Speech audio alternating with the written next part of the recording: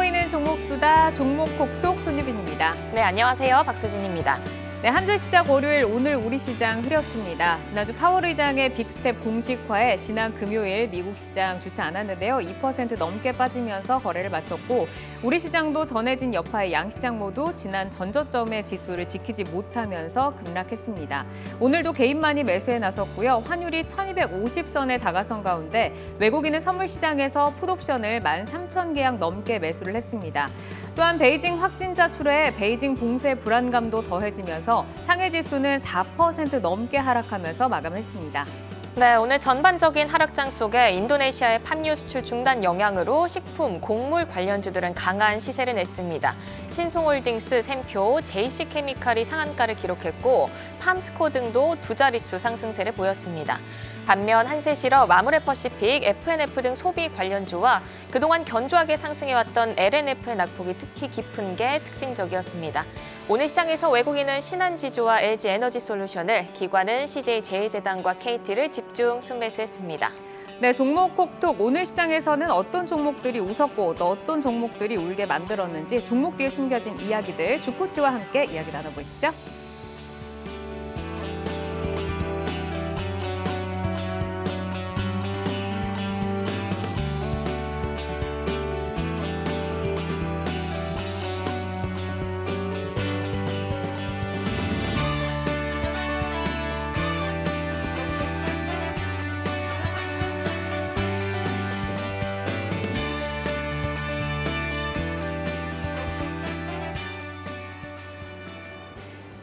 네, 오늘 함께해 주실 세 분 먼저 소개해드리겠습니다. 장시영 유한타증권 금융센터 압구정지점 차장, 김민수 레몬리서치 대표, 이성웅 글로원 파트너스 이사 자리해 주셨습니다. 안녕하세요. 안녕하십니까. 네, 안녕하세요.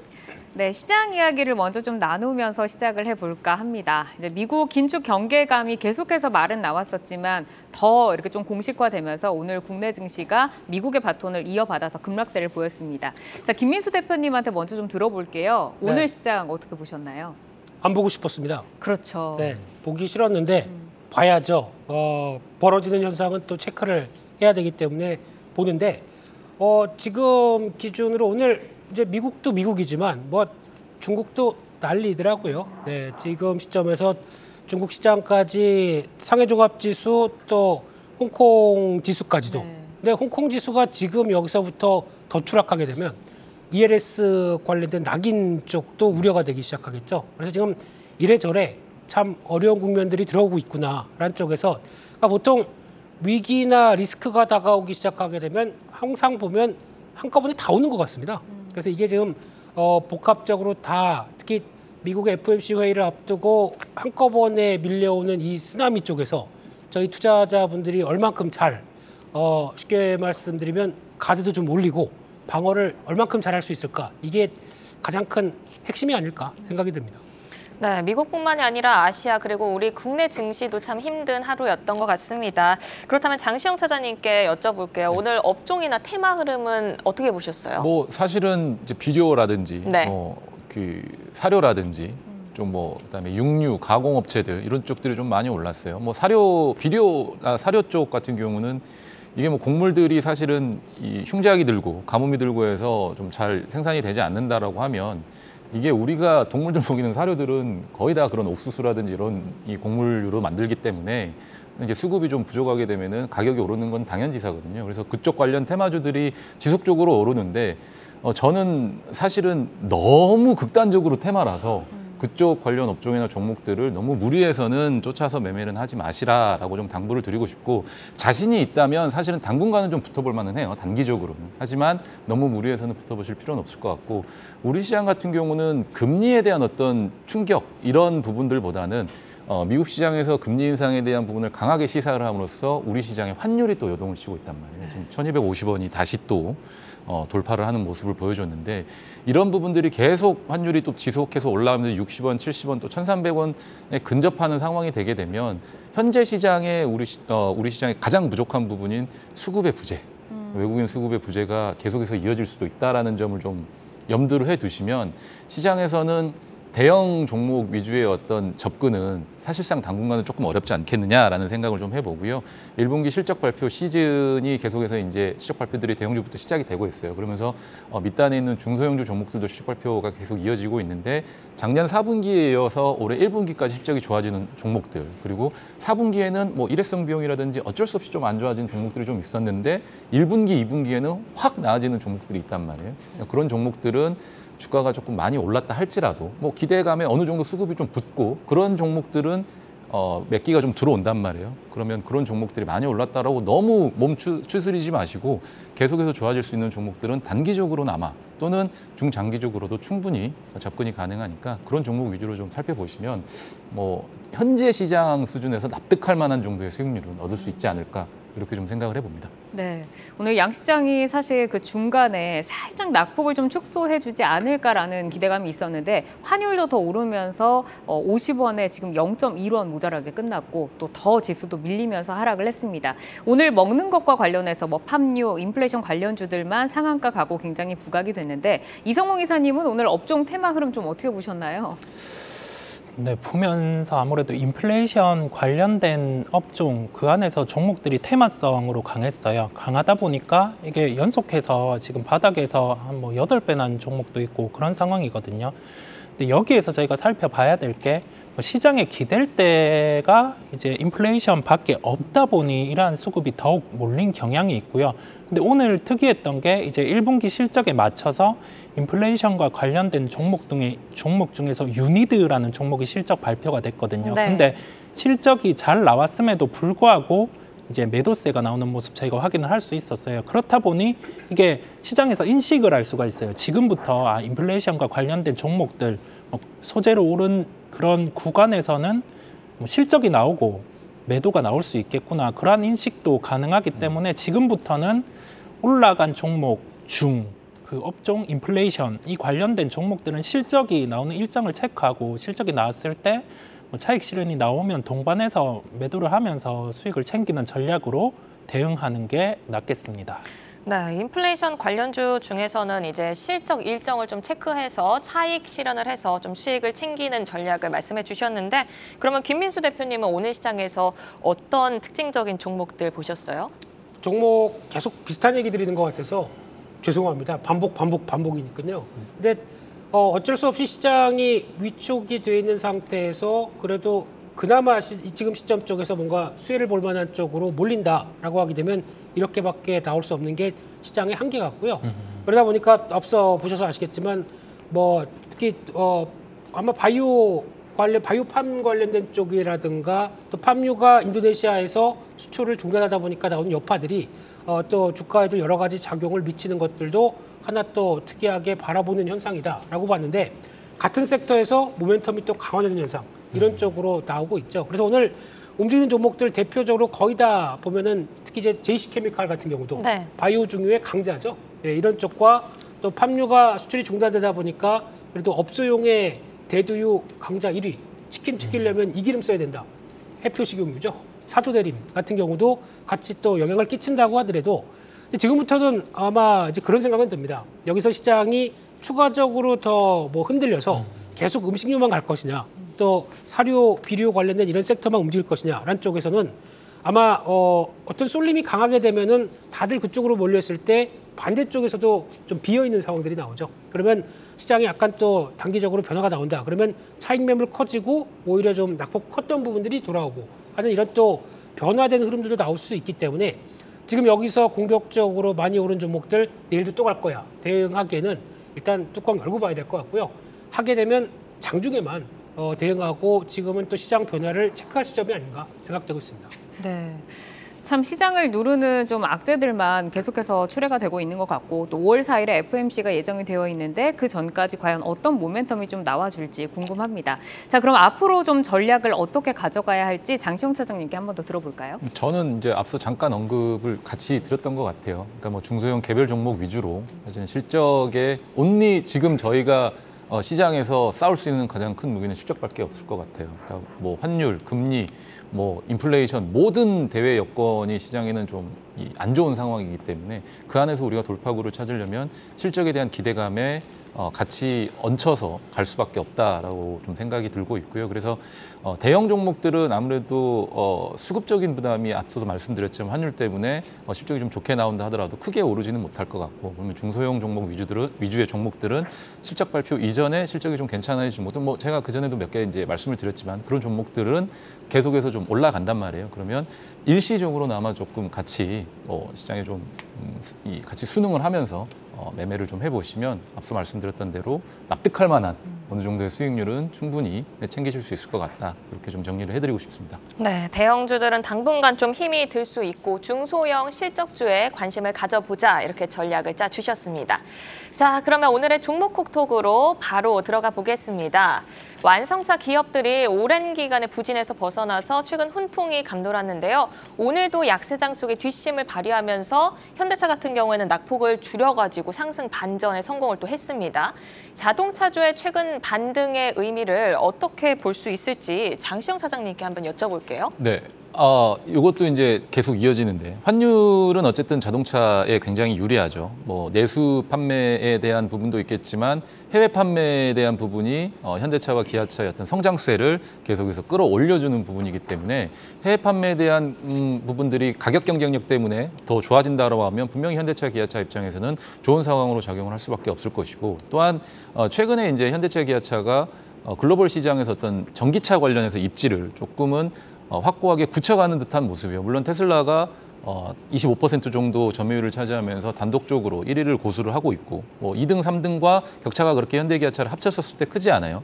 2위가 뭐 대부분 한 10% 정도 되는 것 같고, 현대기아차가 거의 8%에 육박하는 전기차 점유율을 가지고 있는데, 그런 부분들 때문에 어쨌든 브랜드 가치가 글로벌 시장에서는 좀 올라가는 것 같아요. 이 역시도 뭐 모르겠습니다. 한류의 영향인지도 모르겠지만 뭐 우리나라 브랜드 자체가 그런 부분들까지도 영향을 받는 건지는 모르겠지만 어느 정도 올라가면서 판매 사원들에게 인센티브를 주는 것들이 많이 줄어들고 있어요. 뭐 그거는 차가 잘 팔려서일 수도 있고요. 또는 앞으로 잘 팔릴 것 같다라는 부분들 때문에 현재 안 팔리고 있지만 미리 좀 줄여놓고 추후에 좀 이런 부분들을 조절하려는 전략일 수도 있지만, 그런 부분에 있어서도 마진율이 조금씩 더 좋아지고 있다라는 점을 생각을 해볼 때 현대기아차가 좀 대형주지만 중장기적인 관점에서는 어찌됐든지 간에 대형 종목, 대형주들 사이에서는 충분히 이슈가 될 수 있고, 우리가 추후에는 수익률 쪽으로 도움이 될 수 있을 만한 업종 내 종목이지 않을까, 이렇게 좀 판단을 해보고 있습니다. 네. 이제 기아차 같은 경우에는 3월 중순에 6만 원대까지 내려갔다가 최근에 이제 8만 원대를 회복한 후에 다시 좀 주춤한 모습인데, 지금 4시 12분이죠. 4시에 기아차의 실적이 발표가 됐습니다. 지금 컨센서스를 상회한 모습을 보여줬는데요. 영업이익이 전년 동기 대비 49.2% 넘게 나왔고, 1분기 매출도 전년 동기 대비 10.9% 상승을 했습니다. 어쨌든 실적 같은 경우에는 지금 좀 양호하게 나왔는데, 이 실적의 배경이 어디 있다고 보시는지 이사님 한번 들어볼까요? 네, 1분기 실적 같은 경우는 약간 뭐 비싼 차들이 더 팔린 점도 있고요. 아까 말씀해 주신 것처럼 환율 측면의 효과, 그다음에 러시아 공장 쪽이 현대차 영향부터 해서 가동을 중단했기 때문에 다른 쪽에서 교대를 많이 돌렸어요. 인도 시장 같은 경우 상교대를 돌리면서 이게 시장 자체의 호조라기보다는 비용 통제 측면도 있고, 그다음에 외부의 뭐 환율 효과도 있고, 그러한 영향으로 1분기가 잘 나온 것으로 보입니다. 저희가 여기에서 그렇다고 하면은 주가가 더 좋아질까라고 생각을 해볼 필요가 있겠는데요.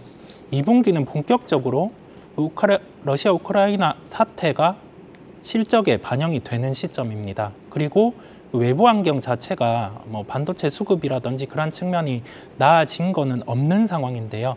시장이 현재는 불확실성을 싫어하고 있습니다. 그렇다 보니까 기아차의 1분기 실적이 예상치보다 좋았다고 해서 당장 내일 이거를 매수해야 된다, 이러한 관점은 버리시고요. 전체적으로 지금 불확실성이 산재하는 시장이기 때문에 주가 같은 경우 한 번 더 확인을 하고 갈 필요가 있다고 결론을 짓겠습니다. 네, 일단 1분기 양호한 실적의 배경으로는 우호적인 환율도 있었고요. 또 3월부터 인도 공장이 풀 가동에 들어갔다고 합니다. 이로써 이 러시아의 생산 차질을 만회한 부분이 이익 성장의 배경이 될 수 있다고 말씀을 짚어주셨고요. 저는 또 이게 또 궁금하더라고요. 완성체 업체 그 중고차 시장 진출이 요즘 큰 화두잖아요. 오는 28일에 사업 조정안이 최종 결정될 거라고 하던데 어떤 방향으로 결국에는 결정이 될지 또 그에 따른 영향을 한번 김민수 대표님이 짚어주시면 좋을 것 같아요. 네, 먼저 기아차 실적이 발표된 부분부터 보게 되면 영업이익이 1조 6천억입니다. 현대차가 1조 9천억입니다. 솔직히 잘한 건 잘했다고 얘기해야 됩니다. 그만큼 비용 통제를 했건 뭘 했건 간에 어려운 환경 쪽에서 다른 자동차 회사들보다 훨씬 더 좋은 실적 발표한 건 맞다고 봐야 될 것 같고요. 근데 그게 질문이 아니죠. 네, 그래서 지금 중고차 관련된 쪽으로 넘어가면서 변화를 보게 되면 아마 이게 벌써부터 얘기가 계속 나왔던 부분들이고 그와 함께 또 준비했던 부분들이 있기 때문에 그대로 시행을 사업부 쪽으로 시행을 하면서 변화가 나올 거라고는 생각이 들고 있는데 근데 여기서 이제 가장 중요한 게 그러면 뭐 다른 대기업들도 이제 같이 또 사업을 하는 경우가 있죠. 롯데렌탈 같은 경우도 그렇고 과거 렌탈 업체들이 또 충분히 렌탈하다가 나왔던 자동차를 중고차로 연결시킬 수 있는 부분들도 있기 때문에 같이 또 약간 경쟁도 그렇게 또 만만치 않게 이어간다고는 보여지고 있는데 하지만 이제 중요한 게 국내 시장에서 현대기아차에 대한 이제 중고차의 입지와 그리고 또 해외 수입차들도 많죠. 각자 수입차 브로커들이 자기네 인증된 중고차를 가지고 또 같이 서비스를 하는 경우가 많기 때문에 아마 이게 중고차 시장을 통해서 현대기아차만 뭐 독보적으로 또 어떤 변화를 가져가는 건 아니다라는 쪽으로 바라보고 있고요.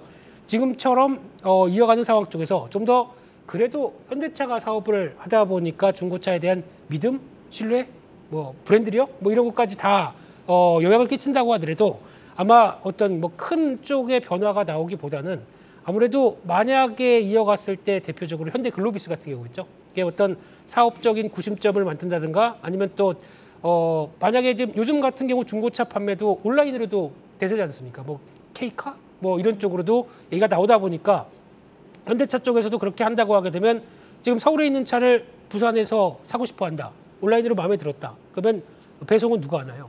글로비스가 하겠죠. 뭐 이런 쪽으로 봤었을 때 그런 틈새적인 수혜를 받는 쪽들의 변화들도 챙겨보는 게 맞지 않나 생각이 들고 있습니다. 네. 이제 중고차 시장에 대한 이슈를 짚어봤고 또 이제 현대차 그룹의 전기차의 해외 시장에 대한 이야기를 한번 짚어보도록 하겠습니다. 둘 다 상을 탔더라고요. EV6는 유럽 올해의 차에 선정이 됐고 또 아이오닉 5는 세계 올해의 차에 선정이 되면서 유럽에서 굉장히 좀 호평을 받고 있습니다. 이 또한 주가에 그래도 모멘텀으로 작용을 할 것 같다라고 좀 기대감이 있는데 전기차 관련 이슈에는 좀 어떤 시각을 가지고 저희가 대응을 하는 게 좋을지 이사님 한번 들어볼까요? 네, 유럽의 시장의 호조는 예전부터 이어져 왔었어요. 왜냐하면은 유럽 같은 경우는 지금 그 2050년까지 뭐 저탄소, 탄소 중립 그러한 정책도 있지만은 그 이전에 이제 자동차 같은 경우 내연기관차에 대해서 전기차 전환에 대한 인센티브를 부여를 하기 시작했거든요. 거기에 대한 기준이 특정하게 어떤 비율을 맞춰야 되는데 현대차가 독보적으로 잘 맞췄다 보니 유럽 시장에서는 상당히 호평을 받고 있고요. 키포인트는 저희가 시장을 놓고 본다고 하면은 북미 시장에서 5% 이상의 점유율을 넘어서 이제 뭐 두 자릿수의 점유율이 나타나는 기준부터 현대기아차의 주가는 지금 주가는 볼 수가 없을 겁니다. 그러한 점을 염두에 두시고요. 이게 전방 시장 자체의 전기차 흐름 자체는 장기로는 좋아요. 그렇다 보니 저희가 장기로는 큰 꿈을 그리면서 현대기아차를 응원을 하면서 단기로는 지금 뭐 장이 워낙 이러니까 실적 흐름도 함께 보면서 그렇게 대응을 하도록 하겠습니다. 저는 그 현대기아차의 2분기, 3분기 실적까지도 계속해서 우리가 기대를 해볼 필요가 좀 있다라고 생각이 드는 게 그 코로나를 제가 뭐 전시 상황과 비교하는 거는 조금 말이 안 맞을 수 있지만 사실 어느 정도 비슷한 상황이 있거든요. 뭐 1차 세계대전, 2차 세계대전 때도 뭐 독일이라든지 미국 정부에서 어마어마한 돈을 뿌렸고요. 그 뿌린 돈들을 전쟁이 끝나고 나서 쓰기 시작을 했단 말이에요. 그러면서 가파르게 물가가 오르기 시작했고 수요가 몰리면서 이 물건 가격들이 폭등을 하기 시작했단 말이에요. 지금 코로나 시기와는 좀 비교를 하다 보면 코로나 시기 때는 물건이 안 팔리니까 기업들이 재고를 쌓지 않죠. 그러니까 원자재라든지 이런 부분들이 물론 지금은 투기 수요도 붙고 다른 어떤 기타의 문제들 때문에 올라가기도 했지만 기업들이 재고를 쌓지 않기 때문에 원자재 가격들이 움직이지 않다가 코로나가 이제 끝날 시기가 되어가면서 기업들이 마구잡이로 재고를 쌓기 시작할 거란 말이에요. 왜냐하면 그동안에 각 나라 정부에서 풀어 제꼈던 돈들을 이제는 시장에서 어떻게 보면은 융통이 돼야 되고 흘러 들어가야 되는 부분들이 있기 때문에 제가 생각하기에는 물가가 더 오른다라고 했었을 때는 더 오르기 전에 분명히 그 물건을 사려고 하는 어떤 수요가 있을 거라고 생각을 해요. 그렇기 때문에 2분기, 3분기 들어서는 또 한 번의 어떤 우리가 생각하지 못한 수요가 발생할 수도 있다라는 점을 좀 간과하실 필요는 없을 것 같고요. 그래서 2분기, 3분기 수요까지도 한 번쯤은 좀 기대를 해보실 필요도 있을 것 같다라는 점을 좀 한 번 더 말씀드리고 싶습니다. 네, 저희가 완성차 기업이죠. 기아, 현대에 대해서 얘기를 나누고 있는데 조금 전 개장한 유럽 증시 출발 시황을 먼저 살펴보고 종목톡 이어가도록 하겠습니다. 지난 금요일 유럽 3대 지수 모두 큰 폭으로 하락하면서 마감을 했는데요. 오늘도 역시 3대 지수 1% 넘는 하락세를 보이고 있습니다. 지수 한번 띄워주실까요? 네, 영국과 독일, 프랑스의 경우도 다 1% 넘게 하락을 하고 있는데요. 연준의 공격적인 긴축 우려가 커지면서 미 증시 또 아시아 증시를 포함해서 유럽 증시 역시 하락 압박을 받고 있는 것 같습니다. 이번 주 외환 시장의 동향을 가늠할 수 있는 몇 차례 일정이 대기하고 있습니다. 29일에 유럽의 1분기 GDP 예비치와 4월 소비자 물가지수가 발표되니까 참고하시면 좋을 것 같습니다. 네, 자 그러면은 저희는 두 번째 그 종목으로 좀 넘어가 보도록 하겠습니다. 오늘 자동차를 짚고 갈 텐데 이어서 현대차 이야기로 가볼게요. 현대차도 오늘 실적을 발표를 했습니다. 역시 컨센을 상회하는 성적표를 냈고 영업이익 같은 경우는 컨센보다 19% 더 높게 나왔는데 올해 실적 성장 기조 계속해서 이어간다라고 좀 볼 수가 있을까요, 대표님? 네, 오늘 자동차 특집이네요. 네, 그래서 그러게요. 현대하고 기아 있어야 되는데 네, 약간 형과 동생이 좀 바뀐 느낌은 들지만 그래도 또 현대차를 바라보면서 오늘 따끈따끈하게 발표된 실적 좋습니다. 잘 나왔고요.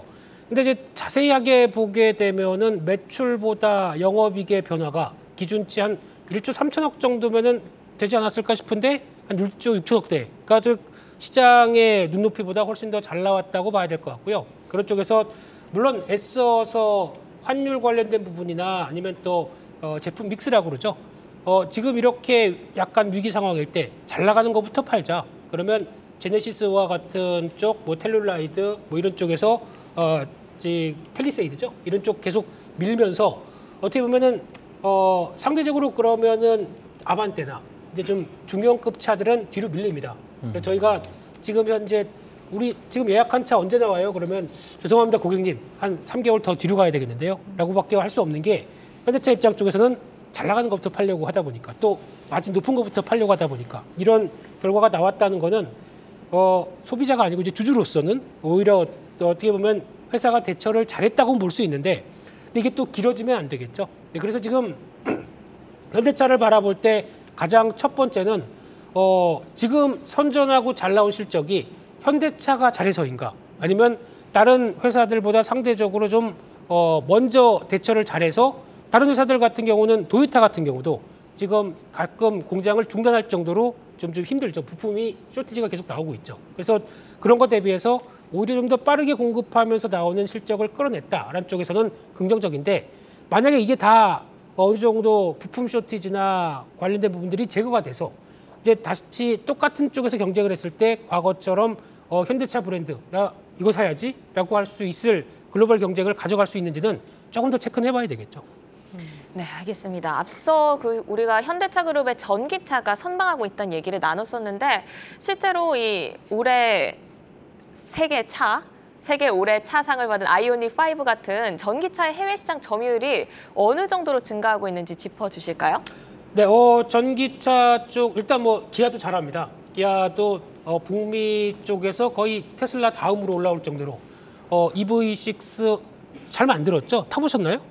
안 타봤습니다. 네, 안 예쁘더라고요. 못 겉으로 타봤어요. 보니까. 그러면 카카오 택시를 열어서 한번 열심히 타보시면 혹시나 맞아요. 택시로 한 번쯤 만날 수 있다고 하더라고요. 네, 오. 타봤더니 좋던데요. 네, 충전도 바로 할 수 있게 이렇게 돼 되게 있죠. 조용하잖아요. 네, 전기차는 다 조용합니다. 네, 그래서 이런 변화를 봤을 때도 그렇고 또 요즘 유럽에 살고 계신 지인분들로 보게 되면 아이오닉 5가 생각보다 많이 보인다고 하더라고요. 그래서 그런 것도 보게 되면 지금 나오는 또 현대 기아차가 유럽에서 거의 이제 판매량이 3위까지 올라올 네. 정도로 많이 성장했다. 그러니까 폭스바겐 스텔란티스 다음이다 보니까 네.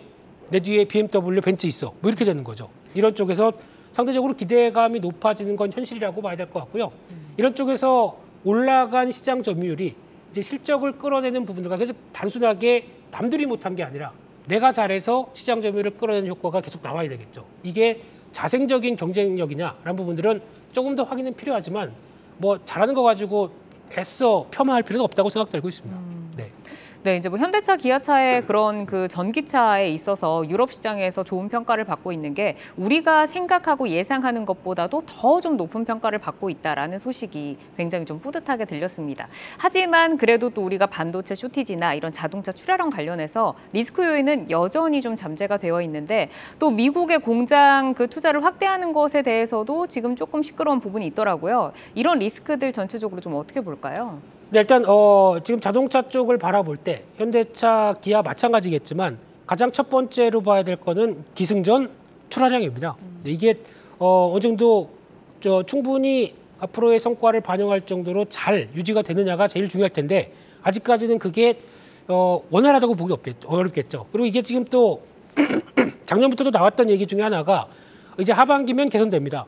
올해 상반기면 개선됩니다. 맞아요. 지금 와서는 이제 하반기 되면 나아지지 않겠느냐. 이게 지금 잘못하게 되면 세 번 양치기 소년처럼 되죠. 그래서 개선에 대한 얘기는 계속 나오고 있는데 막상 또 조금 지나다 보면은 아직도 자동차용 반도체, 뭐 와이어링 하네스 이런 거 계속 또 구하기 힘들다라고 나오게 되면 여전히 발목을 잡히겠죠. 그래서 중요한 거는 출하량 자체가 그러니까 즉 내가 예약했던 차가 한 1년 걸린다고 그랬는데 이제 6개월 내로 출고될 수 있습니다. 라고 하는 뉴스가 뜨기 시작해야 주가가 움직일 수 있는 실적도 반영될 수 있는 과정이라고 봐야 될 것 같고요.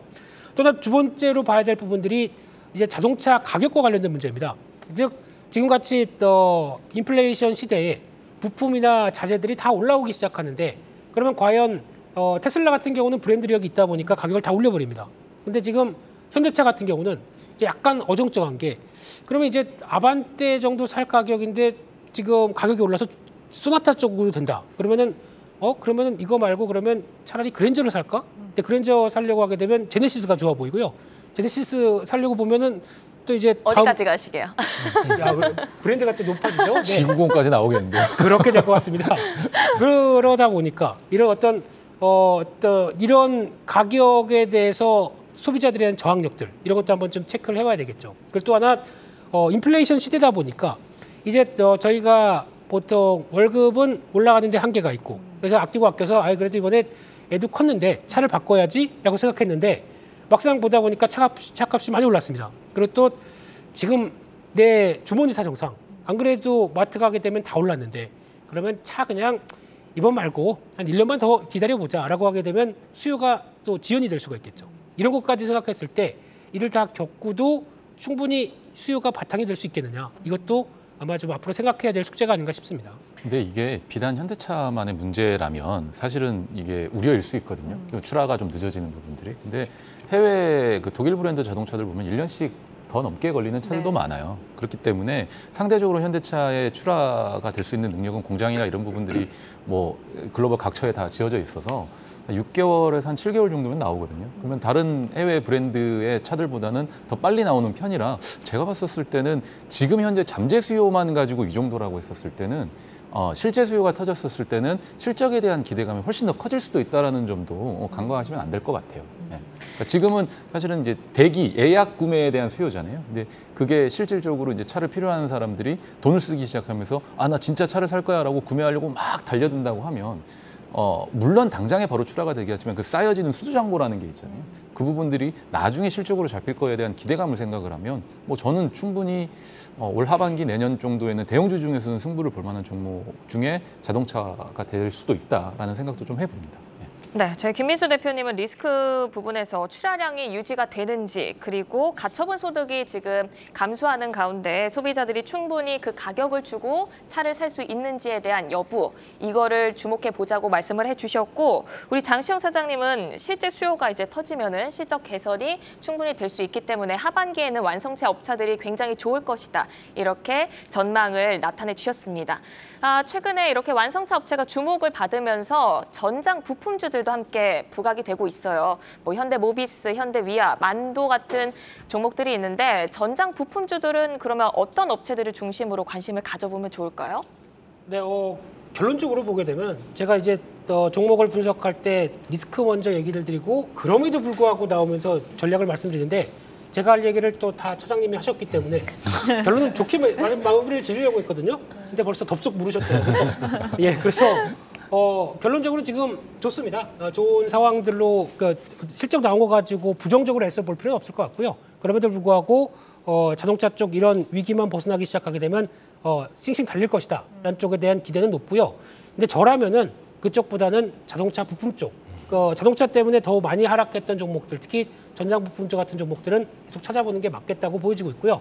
먼저 출발했던 게 해성 DS라고 하게 되면 뭐 한국 단자라든가 그 밖에 또 작은 종목 같은 경우도 전장을 충분히 공급하고 있는데 실적이 안 난 주가가 외면 대응했던 쪽은 빠르게 변화가 들어올 것이다. 이런 거는 한번 찾아보셨으면 좋겠습니다.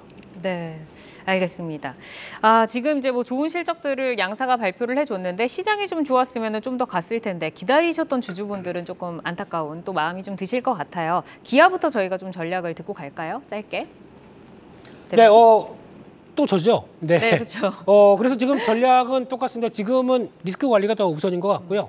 기아, 현대 모두 다 지금 상황 쪽에서는 실적 잘 발표가 알았다. 근데 그걸 가지고 동력을 지금 바로 얻기에는 지금 전후좌우 많이 여러 가지 부진한 상황들이 나오죠. 그래서 네. 지금 시장 리스크 어느 정도 확보가 된 상황 쪽에서는 지금 가격대 밑에서 뭐 또 실적 발표 뒤에 모멘텀이 적었을 때 그때 또 흔들린다라고 하게 되면 충분히 다음 자리를 보면서 대응은 가능하겠다. 하지만 당장은 관망하시는 게 좋지 않나 생각됩니다. 네, 그러면은 이성웅 이사님은 기아, 현대차 묶어가지고 전략적으로 어떻게 접근을 하면 좋을까요? 네, 장이 불확실성이 많다 보니까 주가 같은 경우는 새로운 모멘텀을 찾아가겠죠. 근데 새로운 모멘텀이 단기적으로는 좀 부재하네요. 그렇다 보니 조금은 시장과 그 업종 종목들을 새로운 모멘텀이 있는 쪽으로 바라보는 게 필요할 것 같습니다. 알겠습니다. 자, 그럼 이제 자동차 여기까지 좀 듣고 다음 이슈 콕 종목 톡 이 종목으로 넘어가 보도록 하겠습니다. 이번에는 이성웅 이사님이 가져오신 LG 디스플레이를 만나볼 텐데 OLED 관련주입니다. OLED 시장이 확대된다라는 전망에 글로벌 시장의 경쟁도 지금 치열합니다. 최근에 중국이 열심히 따라오고 있는데 우리 정부에서도 전략사업 육성책을 내놓고는 있습니다. OLED 시장 앞으로 좀 어떻게 될까요? 시장부터 먼저 짚고 갈까요? 저희가 중소형 OLED 같은 경우는 활성화가 돼 있잖아요. 저희가 쉽게 접할 수 있는데 대형 OLED 같은 경우는 그 TV와 관련해서 특정 소재의 수율이 안 맞다 보니까 출시가 늦어지는 경향이 있었어요. 근데 올해 초에 이제 삼성 같은 경우가 북미 시장을 타겟으로 QD OLED의 출시를 공식화했고요. 최근에 시장 동향을 살펴봤을 때 이제 글로벌적으로 OLED TV가 LCD TV를 제치고 본격적인 소비가 들어갈 가능성이 높아지는 구간입니다. 왜냐하면 이 부분이 그 LCD TV 가격과 OLED TV 가격 자체가 소비자들이 인식하기에 그 가격에 대한 저항이 거의 없어지는 단계다 보니까 그럴 가능성이 높을 것 같고요. 그런 점을 종합해 봤을 때 이제 LCD TV에서 OLED TV로 바뀌어가는 단계에 돌입을 했다라는 결론입니다. 네, LCD TV에서 OLED TV로 전환이 되면서 OLED 산업이 확장됨에는 분명한 것 같습니다. 관련주들이 지속적으로 관심을 받고 있는데 그 중심에 LG 디스플레이가 있습니다. 오늘 가져오신 종목인데 실적 시즌인 만큼 실적 이야기부터 해볼게요. 이 다가오는 27일에 1분기 실적 발표가 예고돼 있는데 안 좋다는 뉴스가 많더라고요. 어떻게 전망하고 계신가요? 네, 그 증권사 보고서를 보면은 가장 낮은 수치는 한 500억 정도까지 있고요. 평균 한 1,200억 정도의 수치가 예상이 되고 있어요. 근데 1,200억이라는 수치의 근거 자체는 그 LCD 패널 가격 자체도 좋지 않고 지금 본격적으로 LED TV가 판매되지 않는 비수기다 보니까 실적은 안 좋을 수밖에 없겠고요. 그 다음에 실적에 대한 기대감도 낮아진 상황이겠죠.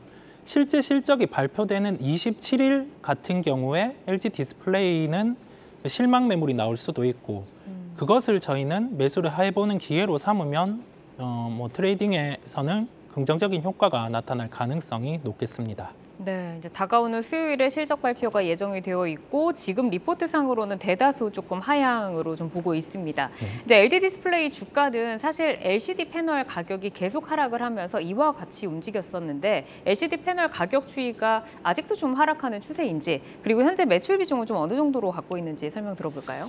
LCD 그 패널 가격과 상관관계가 높아요. 거의 동행하는 흐름이라고도 보시면 될 텐데요. 최근에 LCD 패널 가격은 계속 하락하고 있습니다. 아무래도 이 부분에 대한 수요가 크지 않고 공급 자체도 지금 수요 부분과 동반해서 크게 늘지 않는 경향이 있다 보니까 가격은 자연스럽게 하락을 하고 있고 LG 디스플레이 같은 경우는 LCD 패널과 연관된 매출이 한 80% 정도 비중을 차지하고 있어요. 근데 이 비중이 현재 기점으로는 한 60%까지 낮아졌고요. 단계적으로 이제 OLED TV 같은 경우에 판매가 늘면서 이 부분이 자연스럽게 낮아질 거라고 보고 있거든요. 그렇다 보니 저희가 주목해야 할 점은 첫 번째로 LG 디스플레이의 LCD 패널의 매출 비중이 50% 이하로 낮아지는 구간. 두 번째로 OLED TV와 판매 관련해서 삼성의 북미 시장에서 판매가 10% 이상 증대하는 시점. 그리고 LG 디스플레이를 중심으로 한 OLED TV의 판매가 어느 지역을 중점으로 이루어지는지 그 여부를 중점적으로 체크하시면 LG 디스플레이의 주가 흐름도 함께 예측을 하실 수 있을 겁니다. 네, LCD 매출 비중 하락 그리고 OLED 사업의 이익 체력 강화가 영업이익 구조를 좀 더 탄탄하게 변화시킬 수 있을 것 같은데요. 그렇다면 향후 주목할 만한 모멘텀이나 전략 같은 게 있을까요?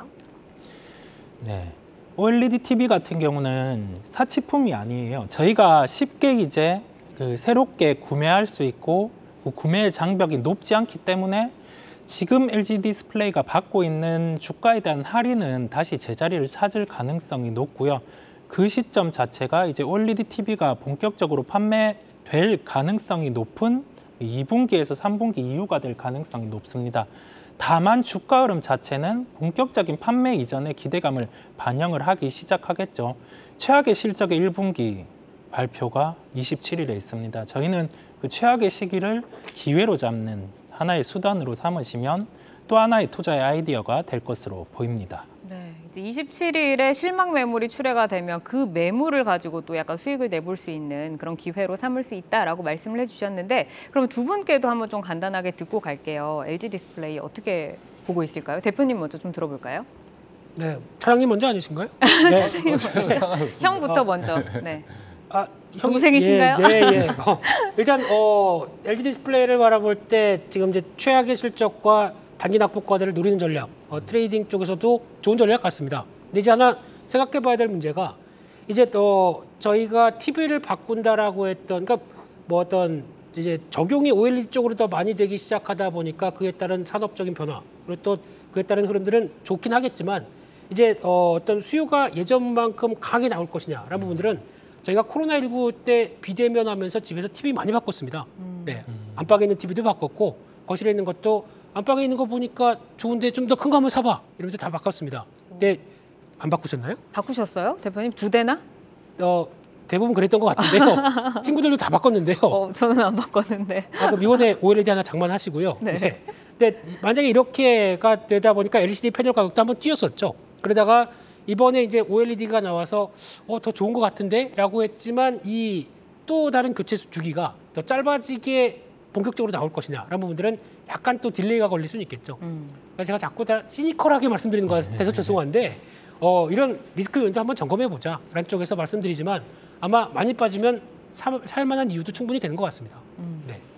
저는 좀 반대로 생각을 하고 있어요. 그러니까 지금 그 삼성이라든지 LG 디스플레이가 사실 LG전자도 마찬가지고 LG 디스플레이가 OLED 시장을 빠르게 개화를 시키려고 대형 OLED 시장을 빠르게 개화시키려고 하는 이유는 뭐냐면 중국 업체들이 많이 따라왔습니다. 물론 그들 역시가 수율이 나오지 않아서 대량 생산이 안 되기 때문에 OLED 시장에 적극적으로 진출하지 못하는 이유는 있는데 한 대에서 10대 정도 만드는 거는 삼성과 LG 버금가는 어떤 기술력을 가지고 올라왔단 말이에요. 물론 100대, 200대, 1000대 이렇게 만드는 기술력은 많이 떨어집니다만 수율 부분만 맞춰진다면 LG와 삼성을 다 따라잡을 수 있는 기술력 이 수준까지 올라왔다는 거죠. 그렇기 때문에 삼성과 LG 입장에서는 LCD 시장마저 중국 업체에 뺏긴 입장에서 OLED 시장마저 선점하지 못하면 디스플레이라든지 TV, 가전 시장에서는 거의 이제 중국 업체에 다 내줘야 될 판이거든요.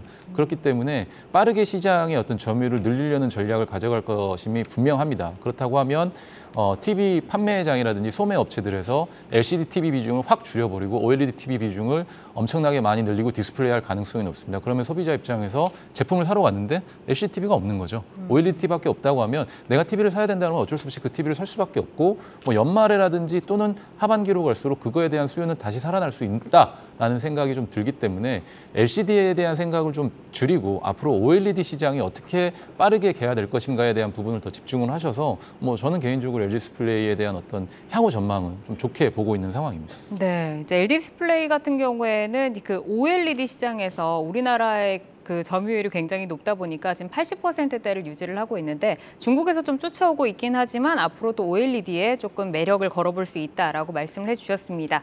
자, 그럼 다음 종목으로 좀 넘어가 볼게요. 오늘 정말 그 장 보시면서 시청자 여러분들이 피로감이 굉장히 많은 그런 시장을 보셨을 거예요. 하지만 그 와중에 또 우리가 또 기회를 찾기 위해서 종목 이야기를 또 이어가 보도록 하겠습니다.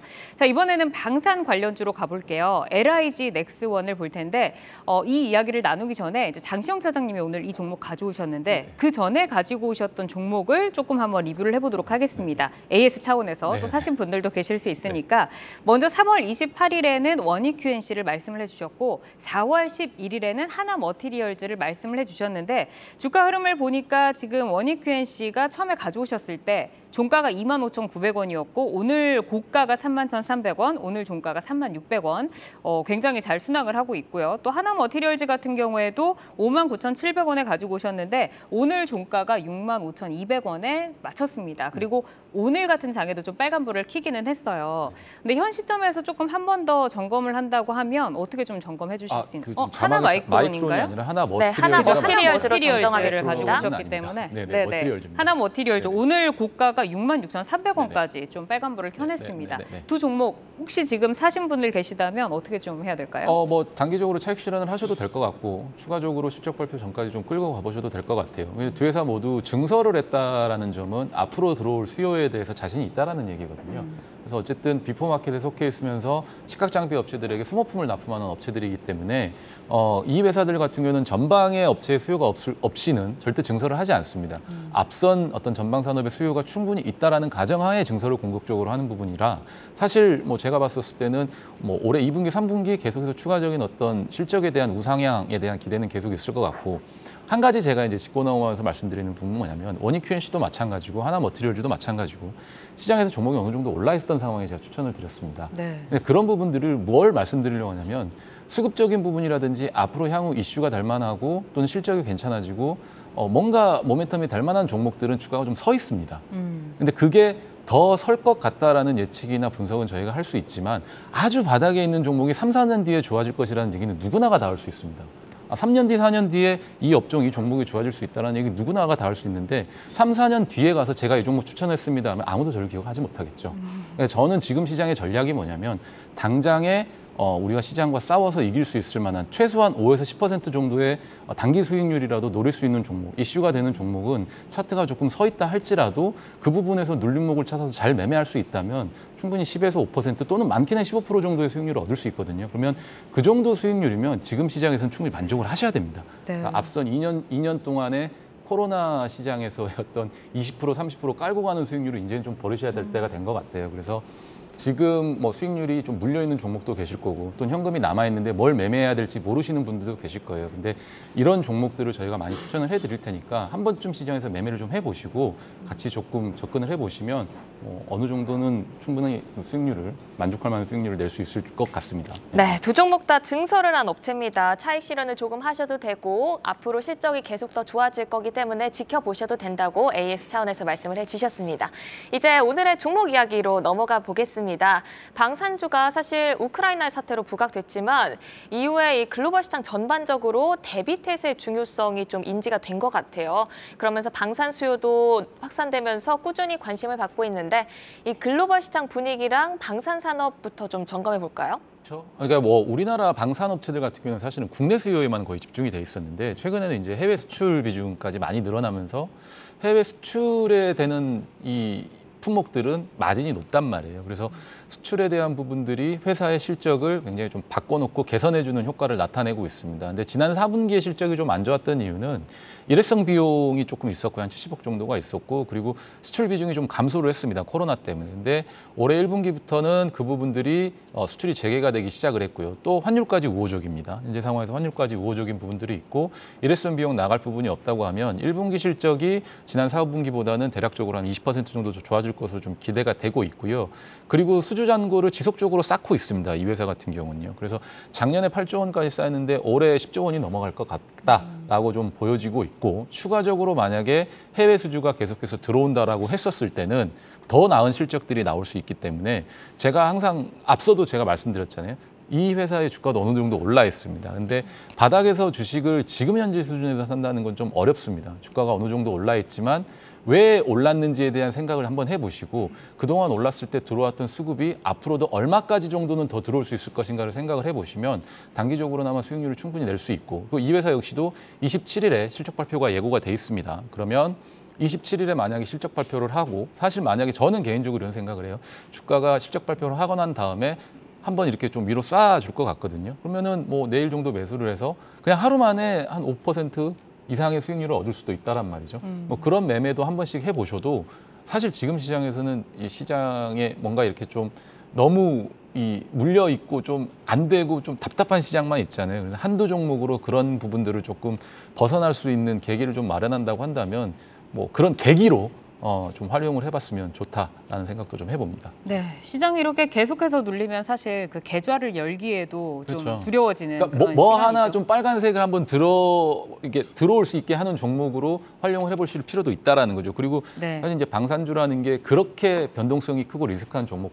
업종 내에 있는 종목도 아닐 뿐더러 실적까지 뒷받침된다고 했었을 때는 그리고 주가가 그렇게 부담스럽게 많이 오른 종목도 아닙니다. 최근에 제가 가져왔던 종목들에 비해서는 네. 그렇기 때문에 지금 이 종목들 같은 경우는 오히려는 한 번쯤은 그렇게 해보셔도 알겠습니다. 접근해보셔도 좋을 것 같습니다. 자, 그러면은 이 방산 업종 가운데서도 오늘 또 LIG 넥스원을 꼽아주셨는데 얘 강점은 어떤 건가요? 이 종목은? 그러니까 앞서 말씀드린 대로 수주 잔고가 많이 쌓여 있다라는 점. 그러니까 작년도에 8조 원까지 쌓였는데 올해 추가적으로 한 2조 원 넘는 수주가 아마 인식이 될 거예요. 2분기부터. 그러면 10조 원이 넘어가는 수주 잔고가 쌓여 있고 또 추가적으로 해외 쪽에서 이 얘네들이 마케팅 활동을 하면서 러브콜을 보내는 것들이 있어요. 근데 단위가 몇백억 단위가 아니고요. 조 단위로 이렇게 계속해서 수주가 들어오기 때문에 그 부분이 또 모멘텀이 될 수가 있고 앞서 말씀드린 대로 해외 이제 수출로 나가는 이 실질적으로 이제 매출이나 영업이익단으로 잡히는 물건들이 작년까지는 좀 많이 주춤했었는데 인도네시아 건부터 시작해 무전기 사업 건부터 시작해가지고 올해 이제 1분기에 매출이 인식이 되기 시작하고요. 그리고 국내 같은 경우도 이제 무전기를 우리 군이 바꾸기 시작을 해요. 예전 같으면은 그냥 이렇게 수화기를 들고 음성만 왔다 갔다 할 수 있었는데 데이터까지 전송할 수 있는 무전 시스템으로 이제 대폭적으로 교체를 하는데 그게 한 1조 2천억 정도 사업에 5년 동안 사업이 진행이 되는데 LIG 넥스원이 주도적으로 사업을 진행을 합니다. 국방부와 함께요. 그러면 올해부터 그 부분도 본격적으로 출하가 되기 시작합니다. 그러면 다만 1천억, 2천억 단위라도 매출이 더 추가적으로 잡힐 수가 있는 부분이 있어서 다시 한번 말씀드리면 제가 지금 이 방송에 나와서 추천드리는 종목의 가장 큰 모멘텀은 실적밖에 없습니다. 그러니까 실적이 나아질 수 있는 종목들만 말씀을 드리는 거라서 그거에 기대서 말씀드리는 거라 그 부분은 뭐 의심을 하지 않으셔도 될 것 같다라고 좀 말씀드리고 네, 싶습니다. 그럼 여기서 실적 전망을 여쭤볼게요. 1분기 뭐 잘 나올까요? 잘 나온다라고 예상이 되고 있어요. 지금 그래서 1분기 실적 예상치가 좀 살펴보면 4,280억의 영업이익 한 270억 정도 나오는 걸로 예상이 되고 있고요. 올해 온기로도 실적이 좀 굉장히 좋게 나올 전망이에요. 그래서 뭐 2조가 넘어가는 그 매출액에 영업이익 단가 자체는 한 1,320원. 그러니까 그동안 1,000억을 좀 넘지 못했는데 아마 사상 최저 실적이 올해 달성이 될 것으로 전망이 되고 있습니다. 그래서 그 부분까지 생각을 하시면 뭐 중장기적으로도 사실은 계속해서 꾸준하게 매매를 해보실 수 있는 종목이라고 좀 말씀을 드릴 수가 있겠습니다. 네, 그러면은 두 분 가운데서 한번 질문을 드리고 싶은데 저랑 먼저 눈이 마주치는 분이 아무도 안 마주치네요. 네, 이성웅 기사님께 한번 질문 드려볼게요. LG 넥스원이 네. 그 방산 종목들은 시장에서 조금 많이 이렇게 좀 이렇게 번외가 되다시피 하는 종목인데 실적 이슈가 좀 부각이 됐기 때문에 가져왔던 부분이라서 네. 너무 부담 주시는 말하시는 네, 적게 짧게 들어보도록 하겠습니다. 어쨌든 수조 원의 러브콜이 해외에서 들어오고 있는데 혹시 어떻게 보시나요? 네, 러시아 우크라이나 이슈를 바탕으로 그 전쟁에 대한 메커니즘이 바뀌었거든요. 이게 정밀 타격이나 그런 요소가 있다 보니까 그러한 사업에서 우리나라가 강자기도 하고 그중에 대표적인 강자가 LIG 넥스원입니다. 저는 평화를 사랑하지만 LIG 넥스원은 응원하겠습니다. 아, 네. 평화를 알겠습니다. 사랑하시는 분들은 LIG 넥스원을 사야죠. 왜냐하면 정밀 타격을 할 수 있다는 것은 전쟁이 일어나지 않게 네. 미리 방어 평화를 태세를 지킬 수 있기 때문에. 그렇죠. 지킬 수 있고 미리 전쟁이 일어나지 않게 방어 태세를 알겠습니다. 갖추는 부분이니까. 자, 그럼 가격적인 전략 짚어주실까요? 마지막으로. 뭐 저는 편안하게 좀 길게 봤었을 때는 9만 원 이상까지는 좀 넘어갈 수 있다라고 좀 생각을 해요. 근데 이제 그거는 단기적인 관점으로 보실 건 아닐 것 같고요. 실적 발표가 하게 되면 8만 원 언저리에서 단기 매매를 하셔도 될 것 같고 혹시라도 이제 8만 원이 넘어가는 가격대에서는 내일 뭐 시가라든지 뭐 장중에 매매를 하셔서 수요일에 실적 발표를 했는데 8만 원이 넘어간다. 그러면 단기적으로 매매를 하셔도 될 것 같고 중장기적으로 좀 끌고 가보고 싶다 하시는 분은 9만 원까지 좀 끌고 가보셔도 저는 손색이 없을 것 같다라는 점으로 말씀드리겠습니다. 네, 중장기적으로는 9만 원까지 보신다고 말씀을 해주셨습니다. LIG 넥스원까지 이렇게 살펴봤고요. 함께해 주신 세 분은 여기서 인사드리겠습니다. 장시영 유한타증권 금융센터 압구정지점 차장, 김민수 레몬리서치 대표, 이성웅 글로원 파트너스 이사와 함께했습니다. 감사합니다. 고맙습니다. 감사합니다. 돈이 보이는 종목 수다 숨겨진 톡 전략 톡톡으로 내일 오후 4시 저희는 또 찾아오겠습니다. 네, 장 마감 후 만나는 주식시장 힐링 마무리 종목 콕톡 매일 오후 4시에 함께하겠습니다. 고맙습니다. 고맙습니다.